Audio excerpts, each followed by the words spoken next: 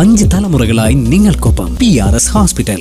നിലമ്പൂർ തെരഞ്ഞെടുപ്പ് അതിൻ്റെ അവസാന ലാപ്പിലേക്ക് പോയിക്കൊണ്ടിരിക്കുന്നു. പോളിംഗ് ദിവസം നമ്മൾ ഈ സംസാരിക്കുന്ന സമയത്ത് 60-65% പോളിംഗ് ആയി കഴിഞ്ഞു.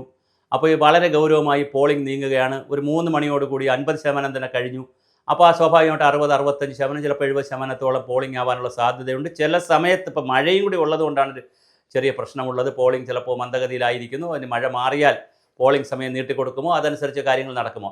എന്തായാലും രാവിലത്തെ ട്രെൻഡ് വളരെ വലിയ തോതിൽ ആര്യാടൻ ഷൗക്കത്തിന് അനുകൂലമായിരുന്നു. സ്വരാജ് ഒരു 3ാം സ്ഥാനത്തേക്കൊക്കെ പോകുന്ന രീതിയിലായിരുന്നു. എന്നാൽ ഉച്ച കഴിയുമ്പോൾ ട്രെൻഡ് കുറച്ചുകൂടി മാറി വരുന്നു. ബലം കുറച്ചുകൂടി അങ്ങോട്ടും ഇങ്ങോട്ടൊക്കെ കൂടിയും കുറഞ്ഞു വരുന്നു. ആ സമയത്താണ് അൻവറിൻ്റെ ചില അമിത ആത്മവിശ്വാസം കാണുന്നുണ്ട്. അൻവർ ജയിച്ച മട്ടിലാണ് അൻവറിൻ്റെ സംഭവം. രാവിലെ കണ്ടതിനേക്കാളൊക്കെ കുറച്ചുകൂടി അമിതാവേശത്തിൽ നിൽക്കുന്ന, ആത്മവിശ്വാസം നിൽക്കുന്ന ഒരു അൻവറിനെയാണ് നമ്മൾ ഉച്ചയ്ക്ക് ശേഷം കാണുന്നത്. അപ്പോൾ അതുകൊണ്ട് തന്നെ അൻവർ അട്ടിമറിക്കുമോ എന്നൊരു ചോദ്യം വളരെ പ്രസക്തമായി നിൽക്കണം. അങ്ങനെ അട്ടിമറിക്കണമെങ്കിൽ മുസ്ലിം ലീഗിൻ്റെ വോട്ടിലടക്കം വലിയ കുത്തൊഴുക്കും അടിയൊഴുക്കും ഉണ്ടാകണം.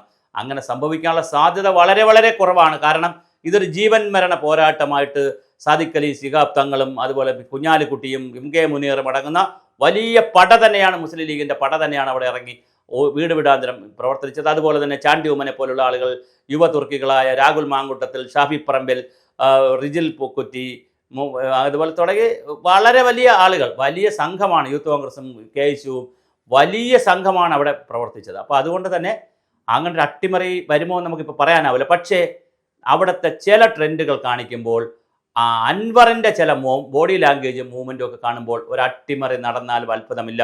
അവസാനം ചിലപ്പോൾ വളരെ നാമമാത്രമായ ഒരു രീതിയിൽ അൻവർ ജയിക്കുവാനുള്ള സാധ്യതയും നമുക്ക് തള്ളിക്കളയാൻ കഴിയില്ല. തീർച്ചയായിട്ടും അൻവറിൻ്റെ വിജയം നമുക്ക് അങ്ങനെ എഴുതിക്കളയാൻ പറ്റാത്ത രീതിയിലാണ് കാര്യങ്ങൾ പൊയ്ക്കൊണ്ടിരിക്കുന്നത്.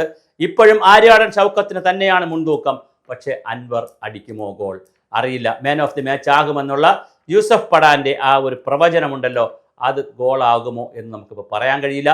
എന്ത് തന്നെ ആയിരുന്നാലും വലിയ തോതിലാണ് അവിടെ പോളിംഗ് കാര്യങ്ങൾ നടക്കുന്ന, വലിയ ഉത്സാഹമുണ്ട്. ഇതുവരെ ബൂത്തുകളിൽ നിന്ന് വലിയ സംഘർഷവും ഒന്നും റിപ്പോർട്ട് ചെയ്തിട്ടില്ല, കലാപമൊന്നും വന്നതായി മനസ്സിലാക്കുന്നില്ല. പക്ഷേ ഞങ്ങളുടെ റിപ്പോർട്ടർമാർ, ഫീൽഡ് തല പ്രവർത്തകരൊക്കെ പറയുന്നതനുസരിച്ച് ഒരു 2 മണിവരെയൊക്കെ ആര്യാടൻ ഷൗക്കത്തിനാണ് വലിയ സാധ്യതകളുള്ളത്. ഇനി അൻവർ ജയിക്കുകയാണെങ്കിൽ വലിയ അട്ടിമറി നടക്കണം.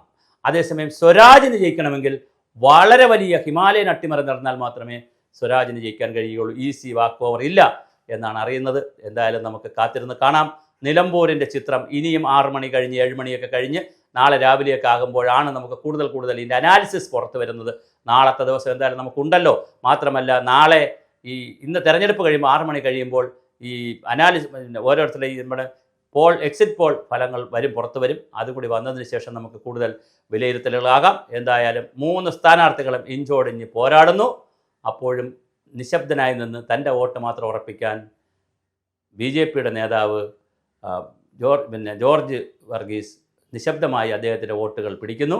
തീർച്ചയായിട്ടും എന്തായാലും 3 പേർ വളരെ കൃത്യമായി ലാപ്പിലുണ്ട്. ഈ ഓട്ടത്തിൽ ആരാണ് അവസാനം ഒന്നാമതെത്തുക, ആരാണ് രണ്ടാമനെന്ന് നമുക്ക് തിരിച്ചറിയാം.